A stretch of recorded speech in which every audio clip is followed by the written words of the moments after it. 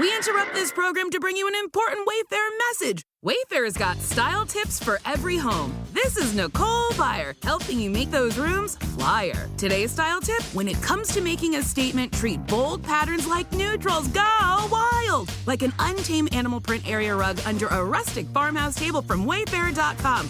Ooh, fierce! This has been your Wayfair style tip to keep those interiors superior. Wayfair, every style, every home. The numbers told the story, they always do. It's one of those idiots who believe in analytics. This is a numbers game with Gill Alexander on VSiN. Our number 2 of a numbers game at VSiN, the sports betting network, VSiN.com, the VSiN app, Game Plus, iHeartRadio, YouTube TV. It's all proudly brought to you by BetMGM. Gill Alexander. Kelley Bydlon is here. Still to come this hour, JVT on the NBA, our NFL power rankings, and Kelley Bydlon with Ravens gossip. Why does that make you so happy, Kelley? The notion of Ravens gossip. I don't know. Hey, don't say like it's all me. You were cracking up at this. I was cracking up at you because you were so excited about it.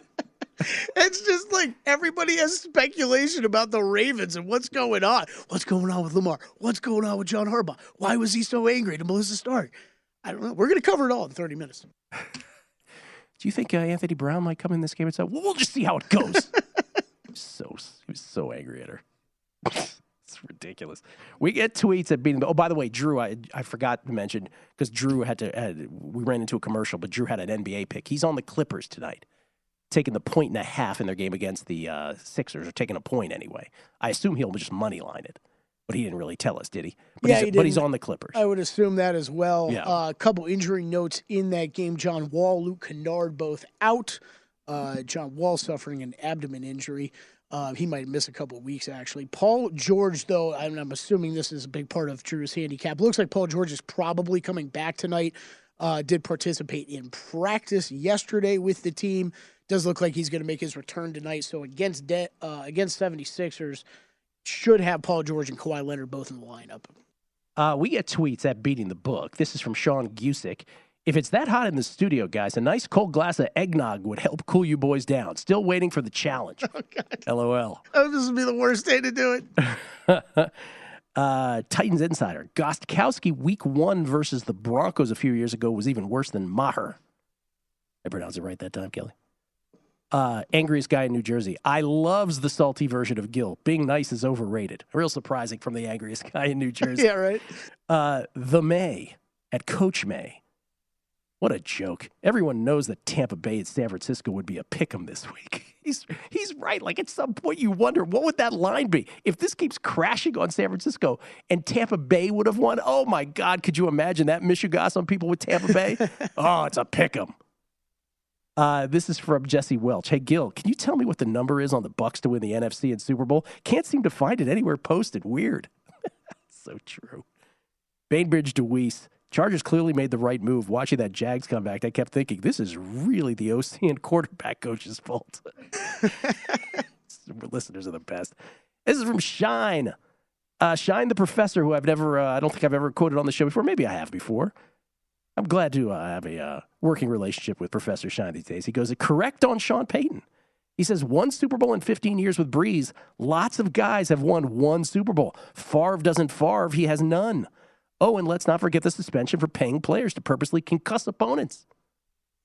I hear you, man. Crazy Carl, if you read the tea leaves with Sean Payton, does a mid to late round pick indicate he's going to the Broncos for their 49ers first round pick? Oh, interesting. Could very well be. Gill, Kevin Downs. Gill, check the records of Mike McCarthy and Sean Payton. They're almost the same, but people think Payton is a genius. People like that Sean Payton rant I had there on the side. Wow. Oh. Jason H11, once a kicker misses a couple extra points. Excommunicado, he says. Jason Sparty, KY, plus 3.5, plus 105 for San Francisco here. And on with the tweets. We'll read some more coming up. We appreciate the feedback, as always. Let's talk some college basketball. Jim Root joins us from 3-Man Weave at 3MW_CBB, one of the 3-Man Weave crews, along with Kai McKeon and Matty Cox. How you doing, Jim? I'm wonderful, Gill. I'm very curious about why Harbaugh was so mad too. So I got to stay tuned in and get the gossip on that. Kelley's got all the what is it? The tea, the gossip. What do we call it now? The hot goss. The 411. 411. Yeah, that's right. This is very 90s of me. The 411. Yeah, I think the hot goss is about very 2016 of me. Hot goss? I don't know any better these days, Gil. There's no telling what Kelley's going to make up. Okay, Jim, let's start with this past weekend. Well, there's a couple things. One, before we get to this past weekend, I always wanted to ask about all the massive upsets that had occurred before Christmas. And I'm not sure if one has happened of this magnitude since, but before Christmas, we had 6 different games in college basketball where underdogs of 20-plus points won outright. Eastern Illinois is a 31.5-point favorite, beat Iowa. Who could forget that night? North Alabama, 22.5-point dog against Ole Miss, beat Ole Miss outright. Southeast Louisiana, 22 against Wyoming, won outright. Central Michigan, I remember that one, 21.5 against Michigan, won outright. Northwestern State, 21.5 against TCU outright. Maine, 20.5 against BC. Anyway, first question. What the what? Like, is that just pre-conference shenanigans that we're going to expect year after year? Did you read into that at all? I think there's a little part of it that is the balancing of the talent via the transfer portal. Some guys are willing to go play at smaller schools because they don't have to sit out a year anymore. There's just like less of a stigma of having to sit a year at Southeastern Louisiana versus play right away. So I think there is some increased parity that maybe increases the chance of those upsets, but it is more just like sleepy favorites. Like the Iowa one makes no sense to me. It will continue to make no sense to me. There's a couple circumstances in there, like TCU was really, really banged up and missing a starter due to suspension. So I maybe because there was so much turnover, especially like that first week of the year, like Northwestern State wouldn't be a 20-point dog anymore, I don't think, in that game. Maybe that gives us some extra weirdness because of the portal and all the roster turnover, but there's still some ones in there. The Central Michigan one, the Eastern Illinois one, that just, I got to just shrug my shoulders. I don't know what's going on there. All right, now what about this weekend? So this weekend was the old, chaotic Saturday. 11 ranked teams losing on a single day. That ties the AP poll record dating back to January 9th, 2011. That per ESPN Stats and Information. So 9 of the 11 were on the road, but okay, you had Tennessee losing to Kentucky. Okay. Arizona, number 9 Arizona. By the way, number 5 Tennessee. Number 9 Arizona loses at Oregon. Big by 19. Number 11 Kansas State loses at number 17 TCU. Number 14 Iowa State loses by a bucket to number 2 Kansas. Okay, well, that one's okay. Number 15 Arkansas loses at Vandy. Number 16 Miami loses at NC State. Number 18 Wisconsin at Indiana. Number 19 Providence at Creighton. Number 20 Mizzou. Number 23 San Diego State. Number 24 Duke. I mean, a lot of those were low ranked of the ranked teams. I guess Duke is the one that sticks out because I want to get your opinion on John Shire here. But anything to that where 11 ranked teams go down? I think it was kind of a happy coincidence of a lot of ranked teams were underdogs on the road. Like, I think a lot of the last ones you were reading were, teams that were 3 to 5 point underdogs on the road. There is probably more to it of, like, there's no one great this year. The teams at the top are just not that special. Even number 1 Houston, the team I've been beating the drum for since the beginning of the year, like, they can be vulnerable at times. They barely beat South Florida because they had one guy out. Like, I think the margins are really, really thin at the top of the rankings, and that leads to some of those additional upsets. You add that to the way the schedule shook out for teams at the bottom of the top 25. And I think we just got kind of a fun chaos day right as football or college football is wrapping up. What about John Shire? What's the Jim Root opinion here after having seen a couple months? I'm pretty tepid on Mr. Shire, and a lot of it goes back to the way that the Coach K tree has performed throughout college basketball. Steve Wojciechowski fired at Marquette. Johnny Dawkins fired at Stanford. Tommy Amaker fired at Michigan. Like, these guys haven't really cut it at high major jobs. And I think maybe there was some allure of the unknown going on with Shire. We hadn't seen him do poorly as a coach, so we thought maybe he'd be the exception.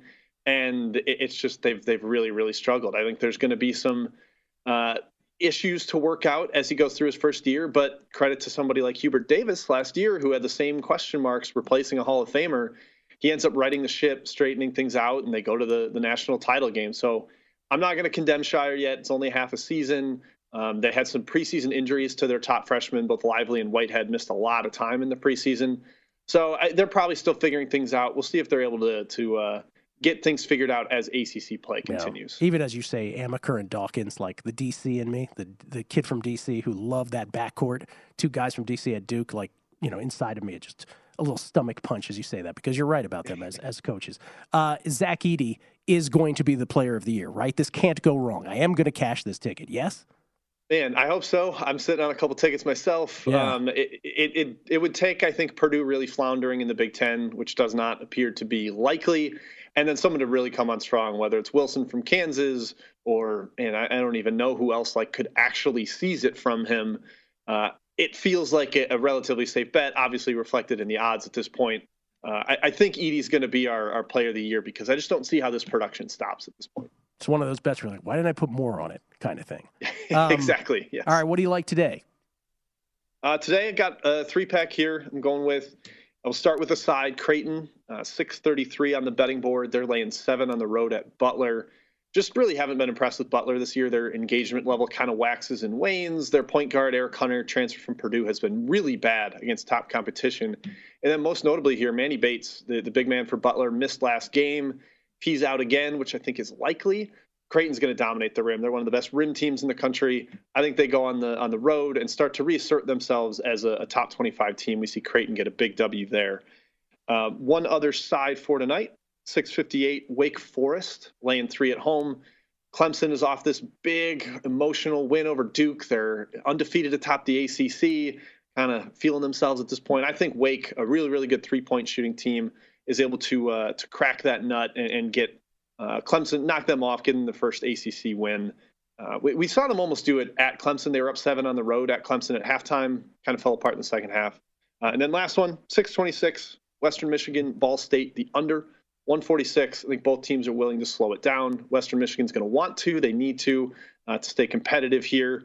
And Ball State will kind of play with them. I think they'll be willing to play slow. So as long as we get a little defensive regression on the Ball State shooting side, we'll be in good shape there on the under.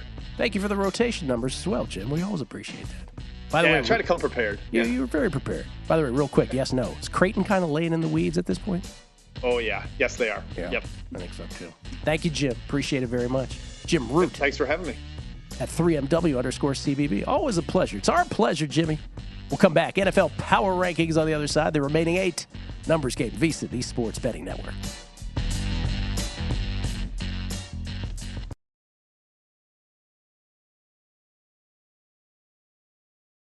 A numbers game on VSiN, the Sports Betting Network. Hey, before you make your next bet, be sure to visit VSiN.com to check the current betting splits data. Split bets. Want to know where the money and bets are moving every game? Well, the betting splits page is updated with DraftKings odds every 10 minutes, so you can see changes in all the action. Find out where the public is betting based on the number of tickets and where the money does not match the public opinion. You can check out not just today's action, but future events as well. Betting splits, yet another way that VSiN is here to make you a smarter, better year-round. Check out today's betting splits for every game at VSiN.com. We get tweets at Beating the Book. Always appreciate the feedback. Fred Bishop. Gill, you say it every year. Trust first intuition. Better quarterback and coach. It is really that simple, no? Still Plinko, but more often, right? Have to block out all this nefarious capping info this time yearly as well. Yeah, there's definitely a too cool for school crowd out there. Yeah, I don't know. I wish it was that easy too, though. It's not. It's never easy. If this were tough. Easy, my goodness. Yeah, we'd all be billionaires. That's right. The NFL's particularly. Let's see. Scola. Instead of referring to the nickname as Salty Gill, let's go with Johnny Vinegar. not really sure. Not really sure what that means, but okay. Let's see here. Trip Tepper. I have a name for your Ravens gossip segment. That's so Raven. I'm so yes, upset. he's so I right. know he's so right. Why are we so stupid? I don't know. Oh, God. No, it's that's so Ravens. Okay, that's how we get past it. That's right. Isaiah's saying the same thing in my ear that Tripp went on to say. Basically that you can't use it. Yeah, I can use it if I turn it into Ravens. He says, just shamelessly steal the title from the Raven-Symoné 2000s teen sitcom. Yeah, I mean, it's a great idea. Tripp, as usual, is absolutely right. That should have been the name for it. Of course it should be. It's coming up in 15 minutes. When my girl's daughter used to watch That's So Raven, I used to walk by and go, Gracie, that is so Raven. And she was like, oh God, I'm going to blame it on you. Away. I was going to make an excuse for that show not really being in anywhere near our age range of possibly watching it to think of that title. If you have a child or had a child, then, people know it. Sure, pass it on to me. Sure. I can just see you her trying to watch a show. Yeah. All innocent, like watching a show, and you just walking by thinking it's hilarious to be like, so that Raven. is so Raven. Because the way they acted on those Disney, I don't even know if it was Disney, but I think it was Nickelodeon shows, whatever it was. They have like a certain way to act. Yeah. It's like its own acting bubble where they overact on everything. Genius program. That is so Raven crazy. Tom Brady, by the way, says no timetable for the decision after the Bucs were eliminated last night for his decision as to what he wants to do.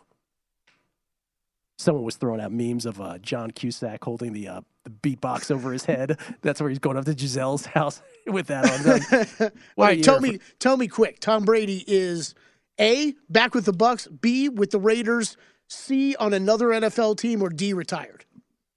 B, on the Raiders. I kind of think that too. Because he's not retiring because he doesn't have it in him. Yeah. And then the notion of another team, I mean, like the Niners are good already. They don't want that. Like Tom Brady's he's 45. Like, it's finally happening, right? Yeah. Like age, as we all say, undefeated, it finally happened. There's no shame in it. Literally, like George Blanda. When George Blanda was playing football at roughly this age in the 70s, he had lamb chop gray sideburns and was smoking cigarettes on the sideline. And now this dude, right, 50 years later, because everybody's into health, he's still the same age. I'd love to see him with gray lamb chop sideburns. Yeah, for real. But it's come on. I think the other part of it, he's not that good is my point. I think the other part of it, too, is this is another one of these where both these statements can be true, right? Yeah. The Bucs are getting old, but it's not exactly Tom Brady. Like, some of their offensive pieces look old and slow. So this is the point. I think Troy Aikman made this last night. Brady is still the GOAT, and so he's still good at football, but he needs to be surrounded by great players at Absolutely. this point. And that's the main point about him, right? And by the way, nice job for Troy Aikman, just in case, to say thank you to Tom Brady. I thought that was a nice touch on the broadcast last night. But I think it's the Raiders because I think Josh McDaniels will say to himself, that's my dude. He gave me all my fame. We got Devontae. He's going to stay. Oh, we got Derek. I mean, the Raiders. I think it's the Raiders. I think it is, too. And this story, by the way, Russell Gage also, we just wanted an update. Because Russell Gage, the closing minutes of that game last night, that was tough. It was just going on. And then Russell Gage had this, he just had this horrible non-contact injury. Turns out they took him to the hospital. Todd Bowles said right now he's a concussion. They're also testing him for potential neck injuries. I thought it was the leg the whole time. Now, at first it looked like both. It looked like his knee kind of went, and then he got hit around the neck area. So hope he's okay. So that's what they're checking out. The latest I had seen on him. Now, let me get back to you on that. Well, by the way, Kelley also talking about the Chargers firings this morning. Not Brandon Staley, but everybody else, as it turns out. Browns hiring Jim Schwartz as their defensive coordinator. You remember Jim Schwartz, former head coach of the Detroit Lions. And this story, before we get to our NFL power rankings, this story has nothing to do with betting, but I saw this yesterday and I immediately texted you. Did you see this story? Not until you texted. What's that? No, I didn't see it until you texted me about it. Robin Lehner, the goaltender for the Vegas Golden Knights, and his wife have filed for bankruptcy in the state of Nevada, citing up to $50 million in debts to dozens of creditors. And as you seized on, which is exactly what I seized on, one of the details in this, and by the way, like you feel terrible for a guy like that. Yeah. But one of the details that sort of. When you read the details of like he's buying exotic snakes for his snake farm in Wyoming or whatever. You spoiled my moment. Oh, sorry. But yes, he missed payments for a collection of rare snakes he purchased for $1.2 million in 2017. Because Kelley, who amongst us hasn't done that? Come on. He keeps the snakes, by the way, at his reptile farm in Plato, Missouri. Who doesn't have one of those in Missouri? I got me a reptile farm. I just love the image of him standing in a bank, right? And it's, hey, you owe X amount of money. It's like, well, I'm a professional sports player, right? Yeah. Yeah, but you play hockey, so you can't afford it. Like Bradley Beal would be like, give me a year and a half and I got you back. It is amazing. Bradley Beal's like, I'll be all right. Like any baseball player, NFL player. Yeah, it's like when Billy Joel or any Tony Braxton, whenever these musical artists go bankrupt, it's like, just go out on tour. You'll be fine. Yeah, you'll be fine. But yeah, oh man. Like, Leonard, you'll have to play for 15 more years, and then you'll be good. Who amongst us doesn't have a reptile farm? NFL Power Rankings, ladies and gentlemen. Plug it in. A little different this week, Gill. I guess I sort of surprised him with that. Usually it happens right after I say it. Why is it different? Oh, we're power ranking the remaining teams in the playoffs. That's right. Last week was our end of season. Right. If we had power rankings. If we had some of our guests on, the Bucks would be power ranked like fourth.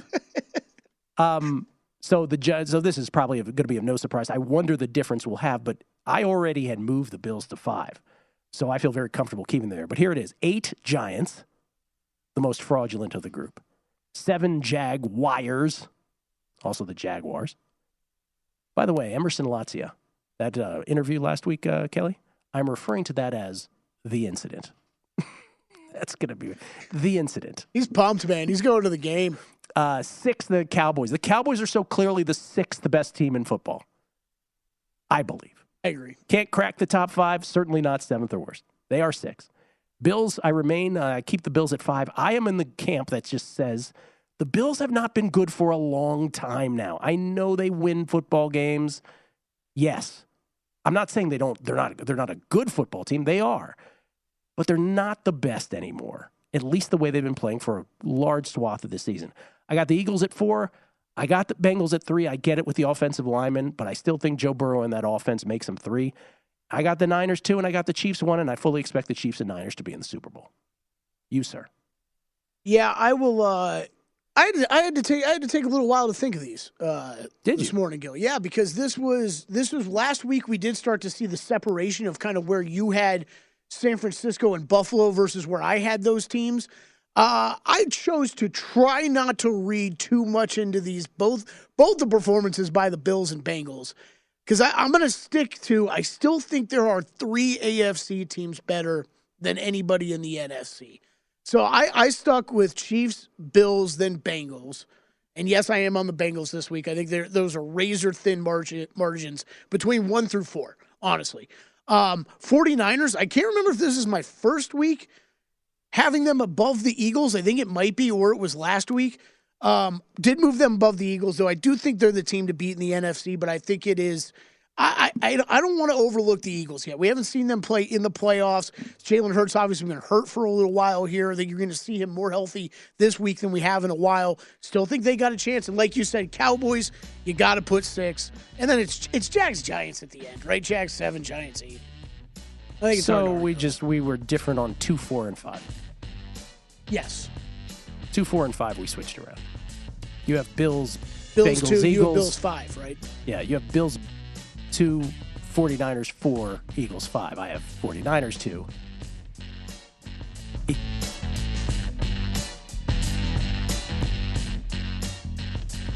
A numbers game on VSiN, the sports betting network. If you're looking for a betting edge on football's big game, the VSiN experts have got you covered. Become a VSiN Pro subscriber with an introductory offer of only $9.99. VSiN Pro subscribers get access to our daily recap of the top plays made by VSiN show hosts and guests. Tools like our betting splits that let you see where the money and bets are moving every game. Deep dive betting reports, VSiN betting guides for the biggest games of the season, where our experts break down brackets, best bets, and all the big game props. Don't miss out on this limited time offer. It is limited time. Visit VSiN.com/subscribe today to sign up for only $9.99 and become part of the Sports Betting Network. Kelley, usually at different points during the show, will bounce out and use the ladies' room. Today you were bouncing out. You're like, I'm not going. I just need some air. Yeah, it's like popping in the sauna, but the opposite. I'm gonna go steam bath in here. Yeah, right. Yeah, it's like popping out of the steam bath because you need a breather. So yeah, we had some conversations where you were in your seat and I was outside in the casino, just like standing there, like I need this AC, man. How much are you gonna need for the Ravens hot goss here? How much time do you think you'll need? Oh, just a couple minutes. Okay. All right. We want to start with it? No. I was going to lead up to it. People are much more interested in that than my Australian Open thoughts here. So we'll lead up to it. What you got in the Aussie? So again, the matches were suspended last night because of extreme heat. So they could only play the ones in the arenas. And so the two picks I had, like I said, one of them. Both ongoing, right? Both ongoing. Like I said, the plus 185 was on its way. And then I can't prove that it would have gotten there, but it stopped and everything turned. And so now I'm against it. I was up 6-1, 3-3, Danka Kovinic was. And now it's one set apiece, and she's down 4-1 in the last set. So it's not looking good. Did I see extreme heat and rain? I didn't see the rain part, but you might have. I might have. I saw a tweet about both. I was like, wow, that's random. Yeah. The weather in Melbourne, they'll say, it's like 4 seasons in one day. It's kind of like San Francisco-ish at times. And Richard Gasquet, Richard Gasquet just barely started. I will have, because of all that, I was looking at the handicapping last night. I don't know exactly what my picks are. For those who ask on Twitter, I will have them. It's going to be 3 picks today. I will tell you that one of them is going to be taking Emma Raducanu plus the games against Coco Gauff. So Emma Raducanu plus 4.5 games against Coco Gauff will be one of my plays. And I have 2 isolated on the men's side. To Drew's point, it really is slim pickings today. There's a lot of chalkiness, and there is not a lot of underdog value anywhere. But a couple picks on the men's side, and Raducanu plus 4.5 coming up. By the way, J-Rod, who's one of our loyal listeners, and I met him at Bet Bash, he loves betting tennis too. He's betting a whole bunch of stuff. And he said he went through like 12 different tennis experts or podcasts or people who had opinions, whatever it was. He said, me and Dan Weston were the only 2 people, and I had no idea Weston was on this. Weston had no idea that I was on this. The only 2 people that were still betting Iga. And really, it's incredible to me that because it became, because her numbers have dropped all the way, and you have to make that point, right? The 7-1s and the 30-1s and even the plus 450s, like those days are over. You might see 4-1 on grass, right, for Wimbledon. But as far as hard courts and clay, you're never seeing those numbers ever again. And so the fact that she was like plus 220-ish, which is where I bet the number 4 different times, I'm like, hey, she's still the best player in the world. I get it. The other ladies are swirling. But she's still the best player in the world, and plus 220, I played it. When it dropped below, because she lost to Pegula at the United Cup, I believe that's what it's called, the United Cup. I didn't bet it there, but it's like even that was like a bit of a weird, like, okay, I get it. Like she can lose.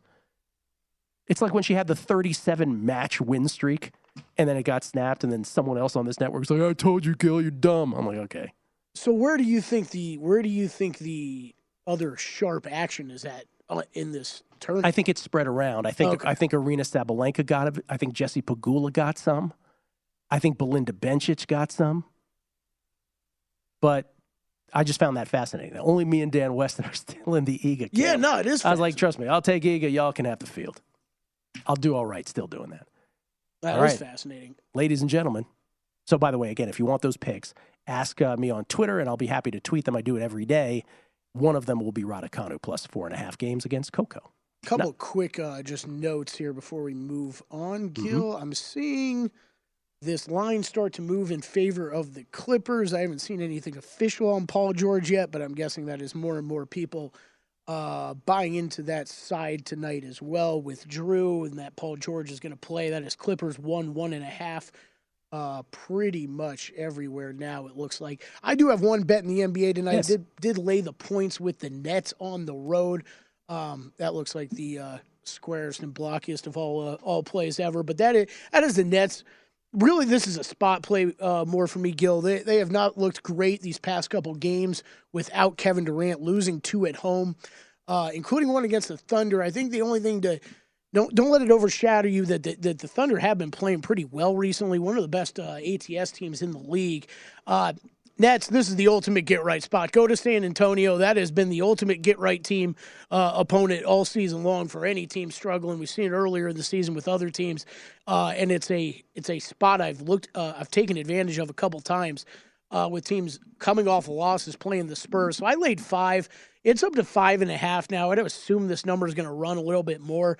5.5, I'd probably still lay. I wouldn't go too much more. This is a smaller play for me tonight, but look for Kyrie and the guys to get right there in San Antonio. We get tweets. Shine, the professor, also talking about the San Francisco 49ers lines. South Point right behind us here, Kelley, where they have $20,000 limits here.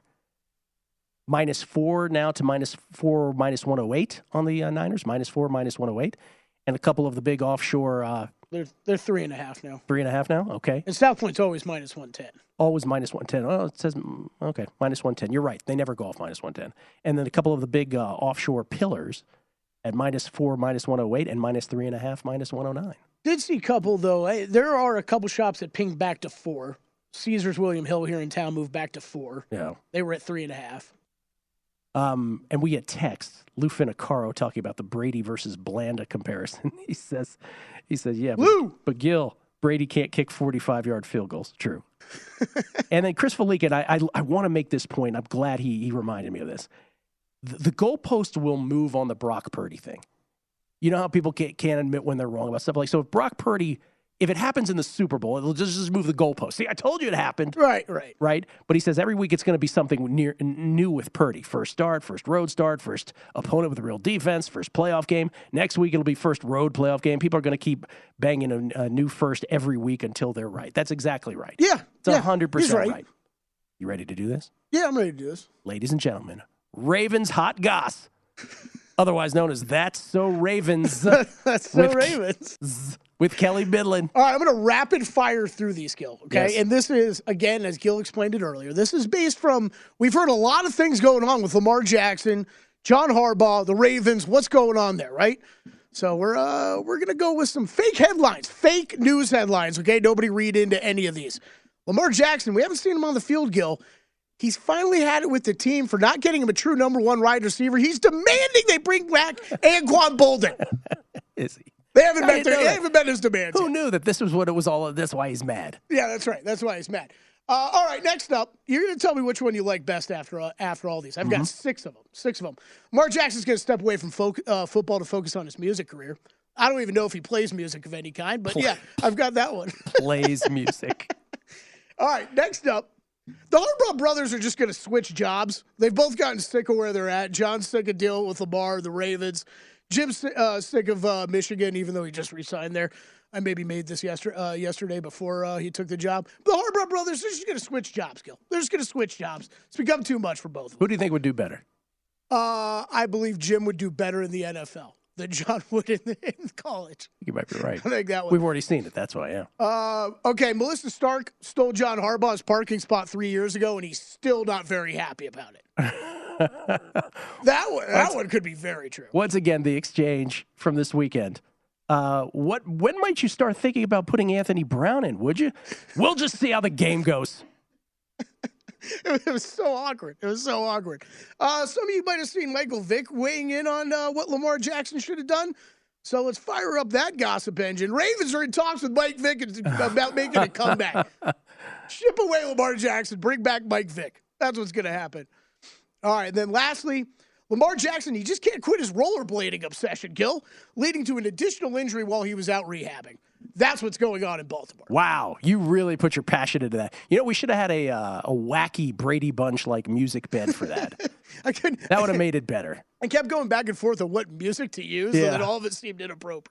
I thought you were going to go like Anthony Brown, Melissa Stark, John Harbaugh love triangle. Like I thought you were really going to sink into it. Ravens Hot Goss with Kelley Bydlon, ladies and gentlemen.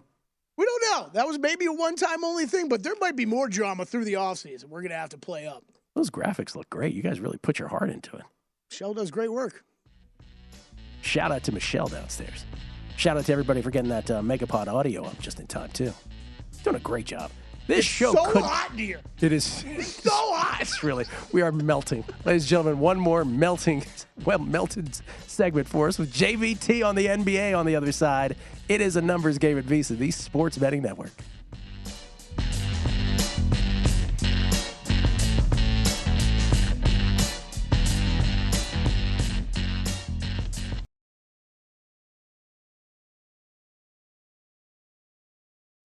numbers game on VSiN, the Sports Betting Network. BetMGM and King of Sportsbooks unleashing the spirit of Las Vegas with BetMGM rewards. Every time you make a wager at BetMGM, you can earn BetMGM rewards points that you can redeem for online bonus credits like free bets. It's never been easier to join the action on the new BetMGM app, featuring a fresh redesign with improved features and quicker navigation. And if you're planning a trip to Vegas, you can also convert your BetMGM points into MGM rewards points that you can use towards dining, shows, and hotel rooms at over 20 MGM resorts located on the Las Vegas Strip and nationwide. BetMGM Rewards, sports betting's premier loyalty program, including exclusive offers, incredible experiences, and valuable perks when you wager with BetMGM.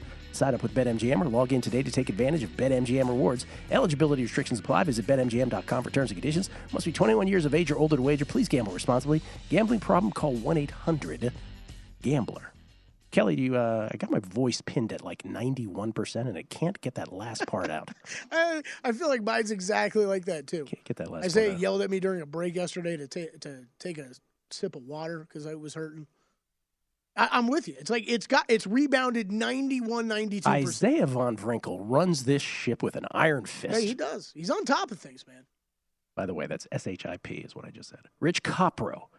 Gill, I'm a Ravens fan, so, oh, wait, my boa constrictor got out of its cage. I'll get back to you.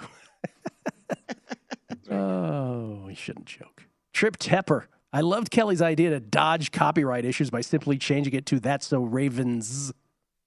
I told him that's basically my career in a nutshell. Oh, man. All right, on and on with the tweets. We appreciate all the feedback, as always. John Fitzgibbons, all these people calling for Brett Maher's job. What if he has a reptile farm to keep up? Everybody's making the reptile farm jokes. Ladies and gentlemen, he is our senior NBA analyst. He's also the host of the podcast Hardwood Handicappers. And occasionally, he lets Kelley co-host with him. It's Jonathan Von Tobel, everybody. How you doing, JVT? I'm good. Rumor on the street is it's going to be Kelley's podcast pretty soon. I'll be the guest. Whoa. Wow. No, He doesn't mean hot that. goss. He doesn't mean that. He's just playing. JVT, never too early to talk NBA trade deadline, which is about 3 weeks away. What can we expect? Are teams going to punt figuratively on the season? I don't think so, right? Like we that's what this new play-in has kind of presented to us. There's these 5 teams that have been pretty bad that we know about, right? Detroit, Charlotte, San Antonio, who am I missing? Houston, right among them. So like those are going to be the teams that you expect to be pretty bad and, continue to do what they're doing. And some of them, like Detroit, have some injuries. They're going to allow them to do that without really any effort. But Gill, if you kind of look around at the landscape of the NBA, a lot of people complained about the play-in, but the play-in has quietly had the effect that the NBA has wanted it to, which is there are a lot of teams that are still kind of going for those 10 seeds. That are trying to get some meaningful basketball. And like, take, for example, the Oklahoma City Thunder. Actually, on the last podcast Kelley was on, I spent a couple minutes trying to convince him DraftKings has a market, teams to participate in the respective conferences play-in, so East and West. The Thunder are 10-1 to participate in the West play-in. They're about a half game out of the 10th seed in the Western Conference. They've been playing very good basketball. I think they've won, 4 out of 5 or something like that, 5 out of 6. And they have such a massive treasure trove of assets that you could chip off something cheap, get a center that you need and somebody else to help you out, and get a young team some meaningful reps in a playoff type scenario and still be fine with a first round pick with all the assets you have. So I don't think that's going to be the case. These teams that are at the bottom, they'll continue to push for maybe a top bottom seed. But I don't think teams like Oklahoma City and others are really going to be selling off to try to get in there. JVT with the great call on that one, Gill. That number has moved to plus 270 now. Yep. Plus 270. These are the things you get on Hardwood Handicappers. And without Chet Holmgren, it should be pointed out as well, right? Chet Holmgren. Oh. All right, let's talk about your early reviews on the Durantless Nets. Bad offense, decent defense, and games are going under the total. It's a really simple thing, but that's what we've seen so far through the first 2 games. So without Kevin Durant, offensive rating of 105.4 in non-garbage time. Defense has been perfectly solid, right? Average. I think the defensive rating in non-garbage time is about 113, if I remember correctly. And that's what you've seen, right? The last 2 games have gone under the total for them. And I think that's kind of what you're going to expect. I bet each of those 2 games under the total because you figured that this defense was going to maintain like a level of averageness. They're a pretty solid defensive team, and that's going to continue to happen. And we've seen also, Gill, the last 2 games, look, Kyrie Irving obviously has a massive shot share now for him, but he has shot very inefficiently. So unless that's going to start to tick up here, then I think you're going to continue to see that. And sure enough, here today, I think some spots open overnight 235.5. We're down to 232 for this matchup between Brooklyn and San Antonio. So you're starting to see the market adjust to that. San Antonio's not been playing very well defensively in their own right over the last few games. I think it's over the last 7, if I remember correct. I wrote about this today. Defensive rating of over 124. So maybe this is a game in which they get right, but I think that's kind of what you're going to see from Brooklyn. A decent team defensively, a team that struggles to create offense outside of Kyrie Irving, and some games until the market really adjusts on these like 230s that they're hanging up with this squad that are going to go under the total without Kevin Durant.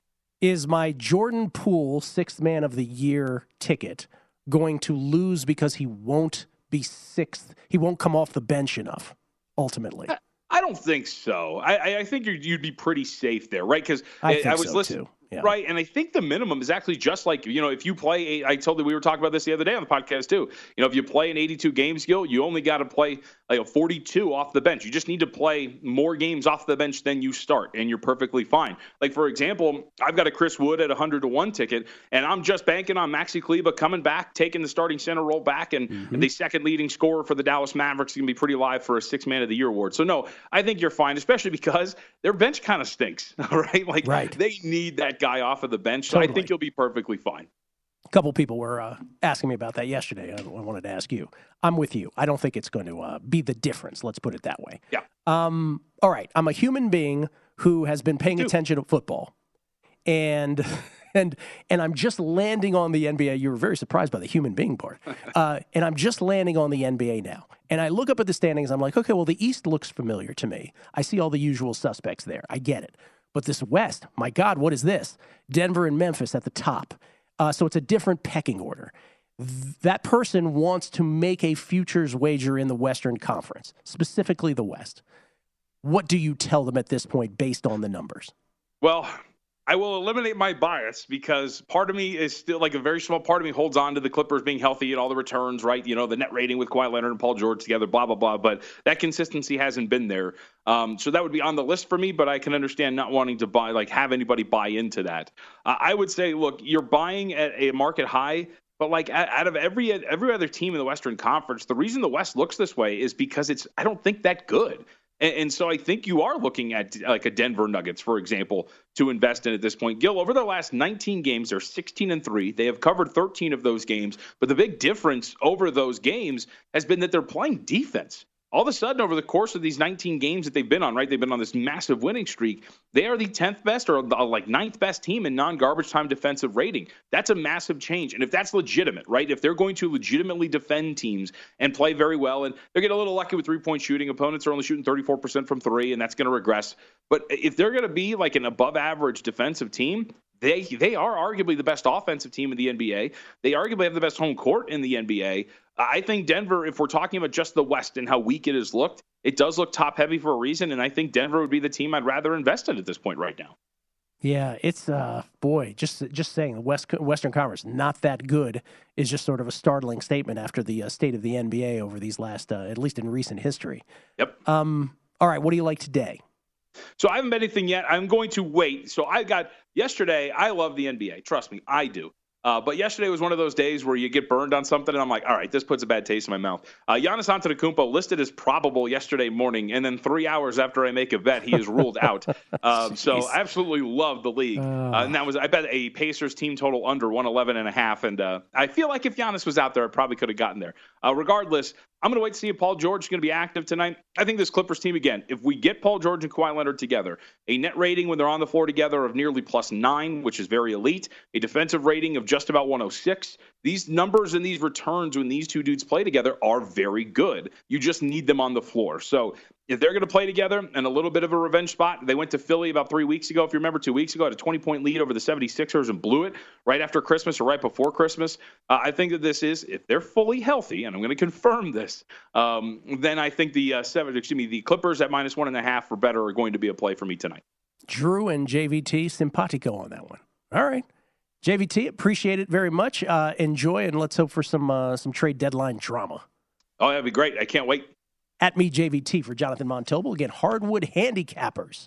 Available where all podcasts are distributed. You do that once a week, Kelley? Yeah, I do it once a week, usually the later week edition that will come out on Friday mornings. So you're gonna be like a professional multi-podcaster pretty soon, huh? Sounds like it. We'll see. All right, a little NBA, a little golf, maybe. Yeah. All right. Pro tip for the hour. Kelley, what'd you put together here? Oh, very nice. Be careful with betting Australian Open matches today. Make sure you know if you're betting on a match that was suspended yesterday or if it's a match that hasn't started yet. Yes, that would be key. If you look up, you're like, wow, this seems to be a great price on this player, Right. only to find out that this player is up 2 sets or something like that, or down 2 sets if you find value. Just know that it hasn't started yet in some cases, and that some of these matches, a lot of these matches are midstream. One every hour, at least 20 a day at VSiN. Available for only VSiN Pro subscribers, though. All searchable at vsin.com. We've done all we can do. The Lombardi line is next. Enjoy from VSiN, the Sports Betting Network.